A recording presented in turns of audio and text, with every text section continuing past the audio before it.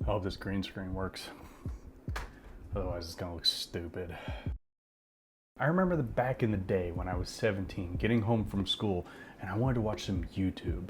I might have watched a Freddie W video because his quality was on a tier of its own, and I mean, he inspired me as a filmmaker. I might have watched a Ray William Johnson video as well because my friend told me I had to, because his most recent video was a banger. Or a Mystery Guitar Man video because he was always very entertaining and I loved watching the way he would create his videos. It feels like now I don't see many types of those channels anymore. You know, the ones where the person is the main draw of the channel and they're producing their own stuff, you know, like YouTubers used to be. It makes me wonder, where did they all go? Are my recommendations just sending me the wrong things? Or is YouTube promoting the wrong people and winding up with unnoticed creators that are new to the platform? I'd like to take a moment to go down nostalgia lane as I talk about how YouTube used to be versus what it is now. YouTube used to be a place where you'd watch your favorite creators every week. They'd put out 1 or 2 videos that week, then you'd wait the next week to watch them again. In the meantime, if you watched more than those YouTubers, it would usually be of random videos you'd find. I remember often going down YouTube rabbit holes. I'd find one video that was like a cat video. This is Pinky, he's a male. Connected from the dead. And then I'd, you know, look at the sidebar and I'd see, oh, that looks interesting. But it was always different. It wasn't the same type of video. It wasn't related topics. I would also get recommended videos from friends at school, but I would have to, you know, wait to go home and then I'd be able to look them up and watch them. Other than that, I didn't really spend much time on YouTube, but it did always feel like new creators were everywhere. There wasn't a shortage of interesting people making funny skits or having an interesting theme to their channel. I remember watching Smosh and Balloon Shop for their amazing sketch comedy. FPS Russia and Mystery Guitar Man had great themes for their channels, and they were the main people of interest when it came to music and guns, respectively. And let's not forget, Epic Mealtime was the coolest fucking channel ever. 15 teen burgers, no vegetables. 2 teen burgers?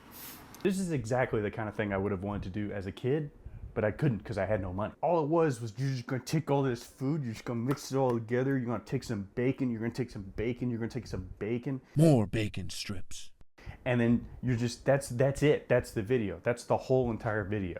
It's just a bunch of food, they get drunk and they eat it all. That blew my mind. I remember one time I made a huge breakfast casserole with my brother.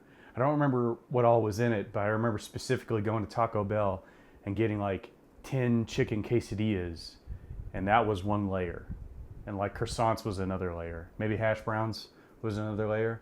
I don't know, I can't remember. It was forever ago. But it was really good. And it cost us like $100 to make, so that was kind of funny. A cheeseburger gets sold in the park.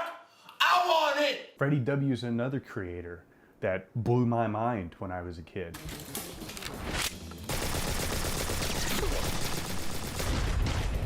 He's the reason I downloaded Audacity on my home computer and started making gunshot noises from scratch because I saw in a video that that's how he did it. The first sound is a body punch. The second sound is the pistol slide going back. The third sound here is another punch, has a little more crunch to it.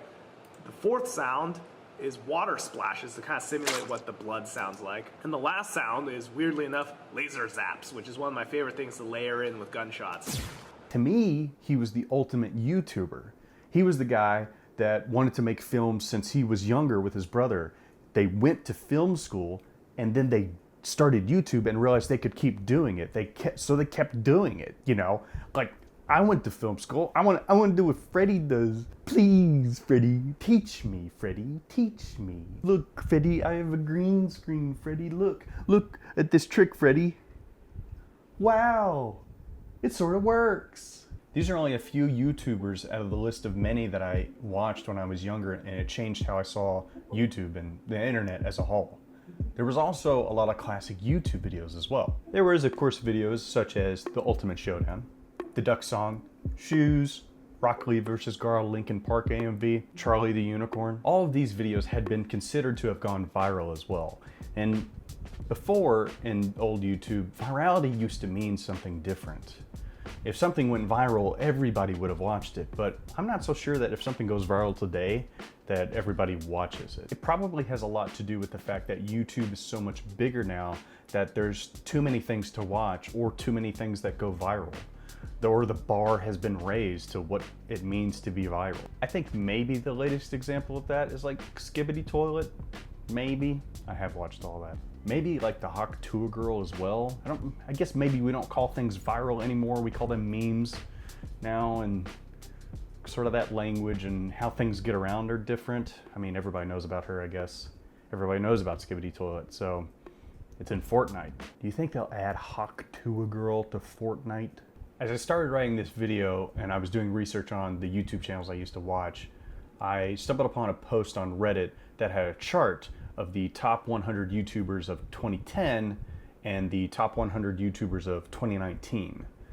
What I found in this was pretty interesting and probably explains a lot about what I'm kind of seeing in the YouTube space. I know it's an old chart, but it's interesting how much things can change within just a 9-year difference. Of course, it's going to be more different now, but within those 9 years, it's really telling, I think. The chart shows that 80% of YouTubers made up the list of the 2010 top 100.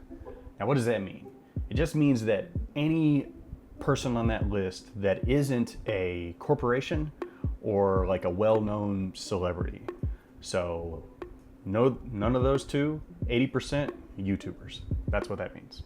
So for 2010, it's mostly YouTubers. As I look through the list, I kind of think it's pretty crazy. The top 5 are Nigahiga, Ray William Johnson, Shane Dawson on TV, Fred, and Smosh, which that sounds like 2010 YouTuber to me. I'm actually kind of surprised that Fred ranks at 4. I kind of would have thought that he would have been number 1. Maybe he was for different years, but like Fred was like the MrBeast before MrBeast. He was even PewDiePie before he was MrBeast. Like, he was the face of YouTube. His movies were pretty good. Hit that like button if you want to see a Fred movie review. Machinima was number 7.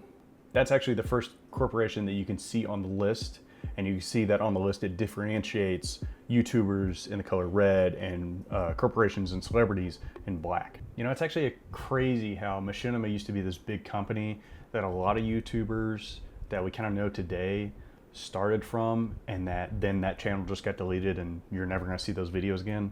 It's really weird how like things and corporations kind of just mess things up like that. The Fine Bros are at 52. They also had a hold on the world, it seems like. Not making a particular joke with that one, just they were really big, you know. Everybody watched them. A bunch of YouTubers came in on those channels too. And a lot of funny Japanese commercials.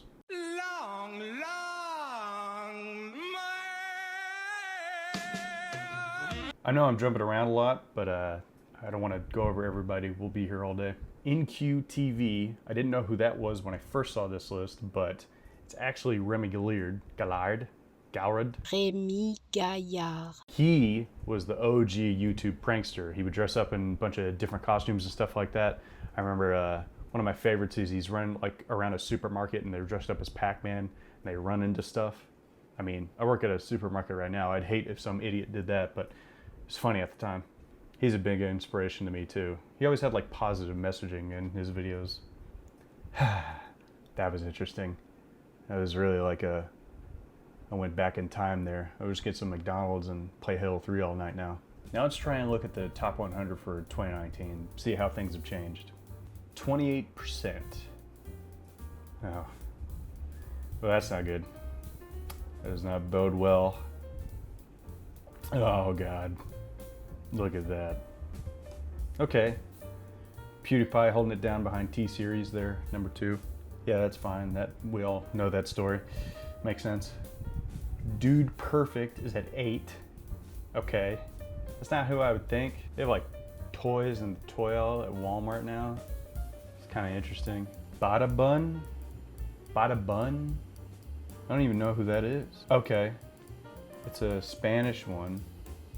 I'm looking through these videos and honestly they kind of feel like an AI made them. I thought at first it was like animation because that's like the first few things I saw. But like now I'm looking at them and it looks like an algorithm compiled a bunch of clips off the internet and just like put them together. Doesn't make any sense. I don't really see a YouTuber in these videos. Maybe I just don't understand the channel, I don't know. Let's move on. Let's try and find one that sounds like a YouTuber. El Rubius OMG. That sounds like it came from 2010. Let's look at that one. Okay, this guy looks like a Spanish MrBeast just from the thumbnails, and okay, yeah, there's MrBeast. He's definitely a YouTuber, that's good. Okay, we found a YouTuber. We found him. Now speaking of MrBeast on this list, he's actually 59, which is kind of interesting. He's probably number one today, you know. Smosh at 73, Markiplier at 76, Jacksepticeye at 84, Ninja at 94. Any of the other people I've heard of that are like big, or is like Shane, he's at 86. Like that channel in 2010 was at 44. It's interesting to see how a YouTuber like Shane can maintain a kind of relevancy throughout 2010 to 2019 when the landscape had changed so much. And it's even crazier now how much the landscape has changed just within like the past 5 years. I looked at vidIQ's top 100 YouTubers for today, and vidIQ is like a YouTube stats kind of website or whatever, and there's a lot more change.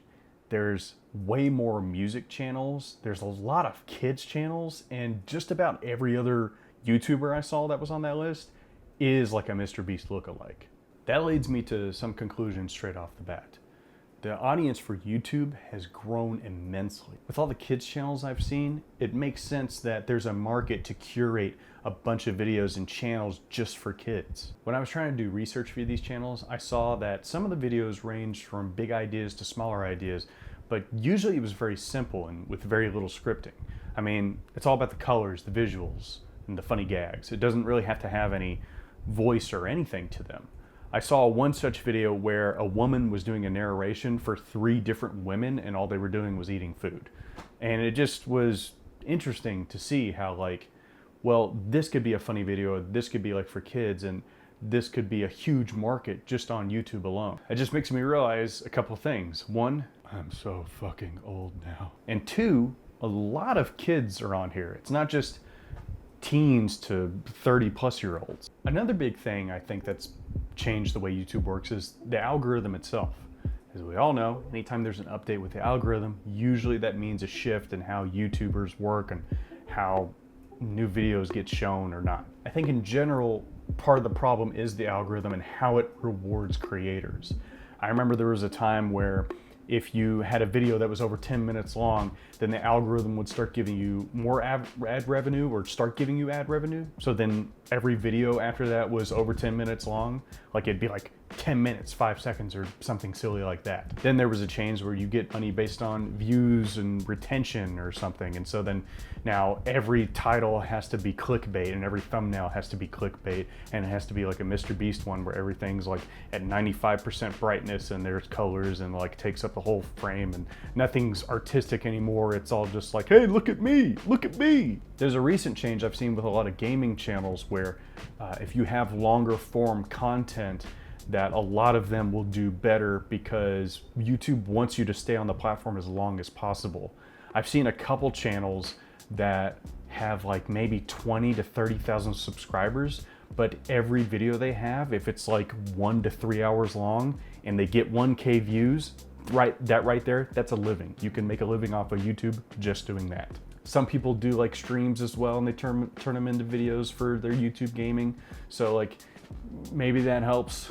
You know, I'm not sure exactly how it works, but I've just noticed the trend. So now not only have YouTube videos changed based on the audience size and the audience itself, but also what YouTube is going to reward you for. YouTube has had a hard time adjusting for these things properly, and I think has focused on the wrong stuff most of the time. I've heard many times that YouTube wants to reward creators and push viewers to new creators so that they can be connected. After all, without creators, YouTube wouldn't exist.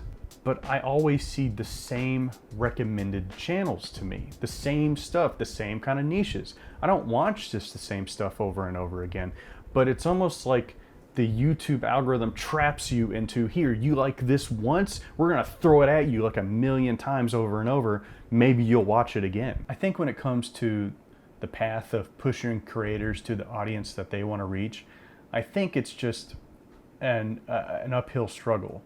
There's too many people on this platform anymore. There's too many people to try and connect with each other with tons of different niches. I don't even know how I would suggest to fix this problem, but hopefully sometime in the future, YouTube can figure out a way to better manage that. Creators deserve to have their videos shown to the right audiences. Like, I hate when I suddenly stumble upon a video that's like 5 years old and I'm like, where was this? I love this. I want more of this. And then maybe that, channel doesn't exist anymore because that person quit YouTube. For small channels, this is a really important thing with just starting YouTube. I mean, imagine having like under, I don't know, like 500 subs and then making a video and putting all your time and effort into it, and it's a part of your passion, it's a part of your hobby, but then you get nothing from it. If only they could help out small creators, if only they could do more for them. They always try, but hopefully in the future, maybe they'll succeed.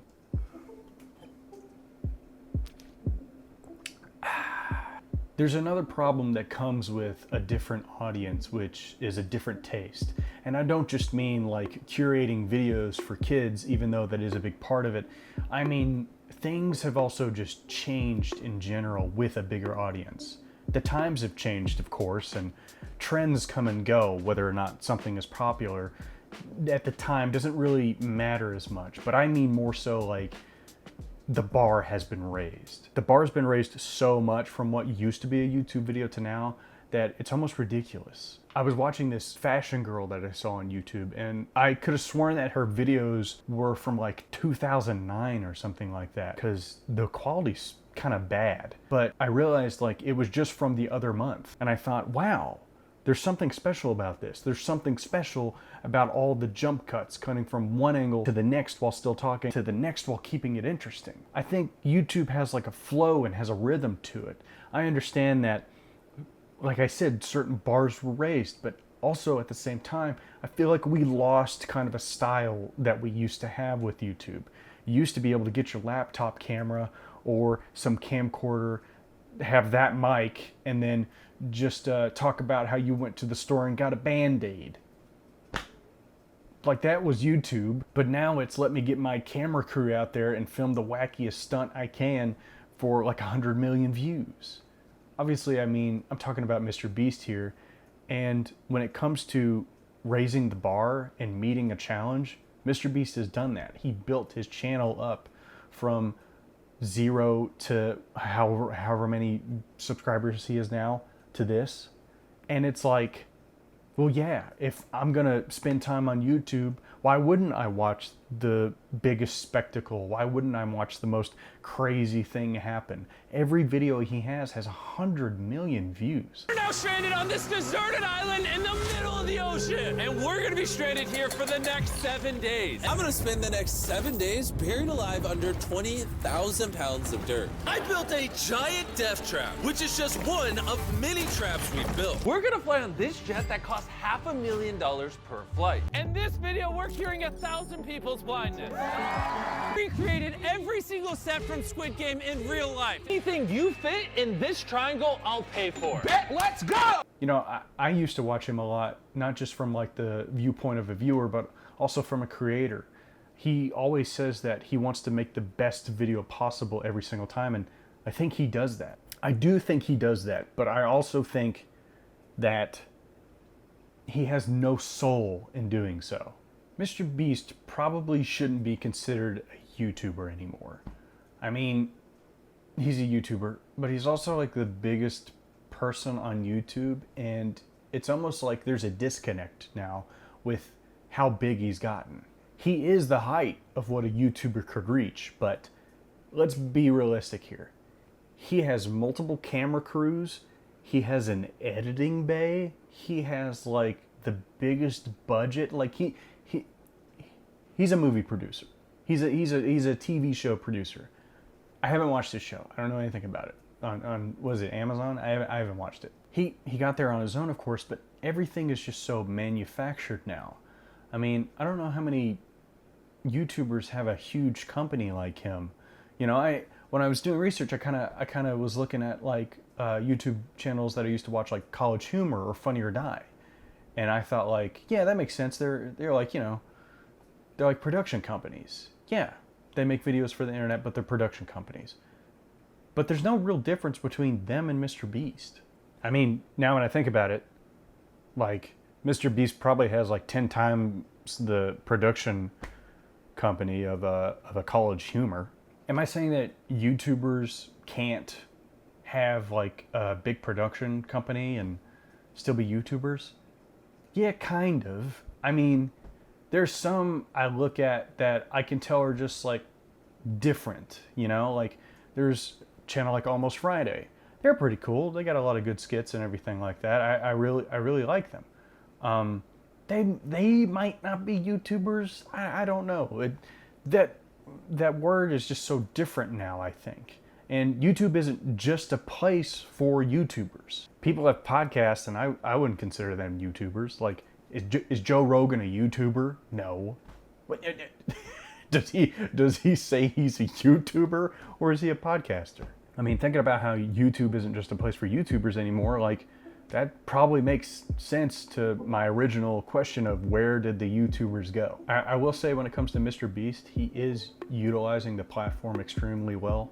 I think that he's the person that had always envisioned for himself to reach the height he's at, and he inspires people to do so as well. I think maybe he's reached a place where it's hard to connect with anybody, but he is the technical height of what a YouTuber could reach, even if he's more of a celebrity than a YouTuber now. Remember earlier how I said YouTube wants you to stay on the platform for as long as possible and will reward that? Well, creators on YouTube for a while have been making content in a very annoying way. Some videos you'll watch and you'll just think, well, they stretch that out for no reason, it seems like, or it's like, come on, let's get to the point or something, you know? Like, people forgot what editing is for. There's a guy that loves to bitch about movies. His name's Mahler. I like watching Mahler's videos. I hate Doctor Strange too, Mahler. But why does the video have to be 5 hours plus long, Mahler? Why? Why not multiple videos? Why not a shorter, more concise script? Surely you can talk about that within, I don't know, 2 hours? Podcasts aren't even that long. And let me talk about podcasts. Why does every person on YouTube have to have a podcast? I used to listen to podcasts for like entertainment news and interviews of people that I found interesting. But now you just put a mic in front of somebody and they're gonna spout whatever fucking nonsense that they have to say for the next 2 hours. I talked about Almost Friday earlier, and I really like their shorts. Why do they have to have a podcast? What are they talking about? Like, every single person just uses a podcast because they can get easy sponsorship. If I have a podcast, then Squarespace will give me a sponsor. I can take that money, pocket that, then make money off of the YouTube video itself, and I can do that while not having to talk about anything meaningful or with anything of substance, you know? Just do that for 2 hours and make money. Hawk Tua. What's the point of it? What are they even going on about? And I don't just mean Almost Friday. I mean everybody. Like, does everybody have to have a podcast? Does the Hawk Tour girl have to have a podcast? She was a meme. Like, who cares what she has to say? I'm sure she's nice, but like, no, who cares? This brings me to my final point. There's a dreaded word that every YouTuber and influencer on the internet talks about endlessly these days. They can't live without it. It's the blood that's pumping in their veins. It's content. Content. I think content ruined YouTube. Content is money driven. Content is driven by views. It's driven by how many subs you have. It's driven by what people expect from you and how good your next video was and how good it was compared to your last video, or how good it is compared to this other person. But content is just slop from the bucket that you give to the pigs to feed them so that afterwards you can slaughter them and take that sweet salty bacon. I personally don't like content because it's a marketing word, and YouTube isn't about marketing. YouTube is about making whatever silly video you want without the pressure of views or subs or whatever anybody else is doing. Like, for me, I don't want to make content, I want to make art. I want to make YouTube videos because I was inspired by other YouTubers in the past. If I want to make content, then I might as well make a YouTube Shorts channel where I talk about my dropshipping business and then try and sell you a course for $60 on how you too can make money through YouTube. My point is that YouTube has shifted to a place where a lot of people care about what they can gain from the platform instead of what they can create and share with the world. I think creators like Mystery Guitar Man and Freddie W had really cool ideas and were passionate about their art, so they decided to see how far they could push it. That's probably the biggest reason why they uploaded in the first place. And the reason why they stayed is because they could. I'll never think of them as money-hungry YouTubers that failed and let the fame get to them, or they just couldn't keep up with their videos and making them better and better. I think they quit at a time when they wanted to, and they've moved on in healthy ways. Mystery Guitar Man is a filmmaker, I believe, and Freddie W does like a D&D podcast, I think. They had their time on YouTube, and now they're on to something else in their life. They've grown and they're still pursuing passions that they really care about. And that's beautiful. They still make art and they still put passion behind it. And that's something that is never going to get taken away. I love the videos that they've made, and one of the reasons why I talk about Freddie W so much is because he's a person that I saw on YouTube as a film lover and thought, wow, I can make videos like Freddie does. I can do what he does because he's done it. Unfortunately though, I think there's a more sinister thing that YouTube has turned itself into, which is a giant waste of time. I think it's probably because people suffer from being chronically online all the time and they don't actually enjoy spending time on here. It's more of a coping mechanism than anything. You know, the image used to be the father getting home from work, sitting on the recliner and watching TV till he fell asleep. Well, now it's just you in your computer chair, or maybe you're just on your bed and your laptop or on your phone. I mean, we have it everywhere. We stay up too late watching YouTube. We stay in bed the next morning watching YouTube. We stay in the bathroom too long watching YouTube. This can be said about all social media, but YouTube used to be this place where you watch a cool, funny, exciting video. You watch a couple of them, and then you go about your day. But now it's just endless mind-numbing content that you consume all day long, and there's never a shortage of it either. Drew Gooden made a video not too long ago about how things want to waste your time more than ever now. And if you want to watch more on that subject, I'd go watch that video. It's a really good video. You know, I remember when Facebook was a thing, and people would spend all day on there messaging people, making posts, playing Farmville. And at the time, it was something that we considered to be kind of ridiculous. I think it was also like the first instance where you would hear people talk about like an addiction to the internet. Now it's just normal because it's an engineered thing, because companies want you to stay on their platform for longer, to consume more. Look at the ads that are there so people can, you know, so you could spend more money on shit. I was about to quote Fight Club there. Advertising has us chasing cars and clothes, working jobs we hate so we can buy shit we don't need. As I'm writing this video, Homestar Runner actually released a video that has like a song in it talking about going back to a website. In the video, they make a point about how the internet used to be places you would go and log into, then you would hit the end of the page, and then you would go do something else with your life, because that was it. That was all there was to see. The internet wasn't the same 4 apps that are on everybody's phone. I think in the future, I want to make a video about how the old internet used to be, like more in depth, but for now, that Homestar Runner video gets my point across pretty well. And would you look at that? In less than 5 minutes, Mauler! I think while YouTube is a massive place that is mostly unrecognizable from how it used to be, it's not all lost. Most of what you see is just a bunch of noise that deafens you from the beautiful symphonic experiences that you can have on the platform. Every once in a while, I will find the diamond in the rough, and I'll watch a bunch of their videos and subscribe to them. They might be harder to find, but usually they end up being worth it. I want to share a list. Some of these people you've probably heard of, some of these people you might have not heard of, but these are currently the YouTubers I've been watching a lot of recently, so I just wanted to share. Cinema Sticks, Cinedome, Summoning Salt, Imp Lemon, Drew Gooden, I guess. Video Game Donkey, Russian Badger, the fashion YouTuber I was talking about earlier, her name is Ash Callahan, and Internet Pit Stop. There are original people out there on YouTube, and not only do they make great videos, but a lot of them make great art. They're just harder to find nowadays. But I'm sure with time, the ones that are really good, the ones that have the passion and embody what YouTube is all about, those people will last. If this video resonates with you, then please let me know in the comments. Peace.